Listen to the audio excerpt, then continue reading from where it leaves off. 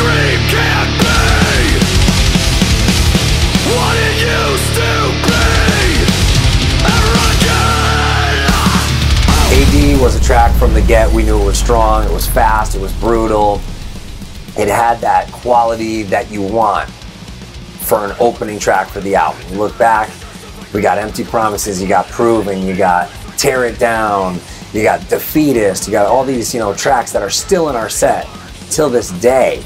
And so we knew it had to come with a hard message. Look, let's take a look at ourselves as a community, whether it's music or society or just within your family. There's this destruction of the middle class. The American dream is not what it used to be. We were brought up on you could have the white picket fence, and you could have the marriage and the kids and the dogs and the car and the pool. And now it's like all you hear about is divorce. The mortgage rates are unfair. The car payments are going up. The taxes are going up. Corruption in the government, and there's all sorts of bailouts for the corporate entities, but never for the little guy. And so it's just a song, voicing my frustration about what we were promised as kids that's completely changed now. And it's like, what are we going to do for the next generation? Maybe if we change the expectation of what the American dream really is, maybe these next kids coming up will have a better opportunity than we did. Once had a shotgun to my head, they said I wasn't worth the bullets. Looking Down the Barrel of Today is one of these songs. It's like, it's got to be a banger. It's got to be something that can be like an anthem for myself. It's like, look, the day is either going to control you or you are going to control it. You're either holding the barrel or you're getting it pointed at you. And so I just thought, what's a good mantra that I've always tried to live by? All right, no sleep, no rest, if that's what it takes to be the best. And that's, sometimes that's it. You have to sacrifice. You have to give up the comforts of life. Get out of your comfort zone. Get out of your whatever's holding you back. And maybe with any sort of change, any sort of metamorphosis, it's not comfortable. The classic.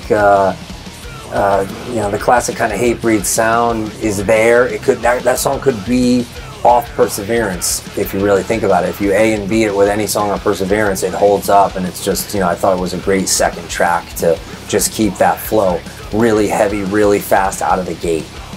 Today is not the fucking day. Seven Enemies is kind of like a take on the seven sins. Every culture, every religion talks about the seven sins, and a lot of those sins are destructive lifestyle patterns, whether it's sloth, gluttony, greed, pride. All those things can consume you and become destructive. And so my frustration with that is seeing how people gravitate towards their vices and gravitate towards these quote-unquote sins, and it consumes them, and then it starts affecting you, especially when it's someone that's involved in your life or your relationships. And so, like in the chorus, I voice my frustration. I wish a motherfucker would try to see the world through my eyes. And it's like, I just wanted to simplify it, say something simple that didn't have to be so philosophical or be so metaphorical. It could just say what I want to say, have a short, heavy song, have it be fun, know that the pit's going to erupt when we kick it into the set.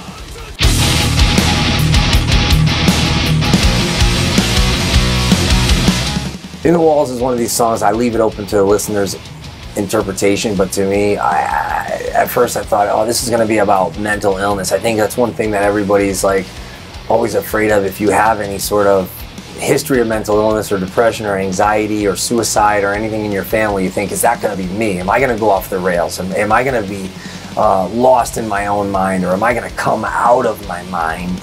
And so having, dealt with sleep paralysis and night terrors and things like that in my past, this is the type of song where you just write some shit and you hope it fits over the music, and people might read it and go, what the fuck is he talking about? But it's something different for us, but it's also like a really sort of fast, heavy hardcore track that's kind of lends, it kind of reminds me of old school Hatebreed, so it definitely fits good in the flow and the sequencing of the record. The lurking fear has trapped them all. When you're in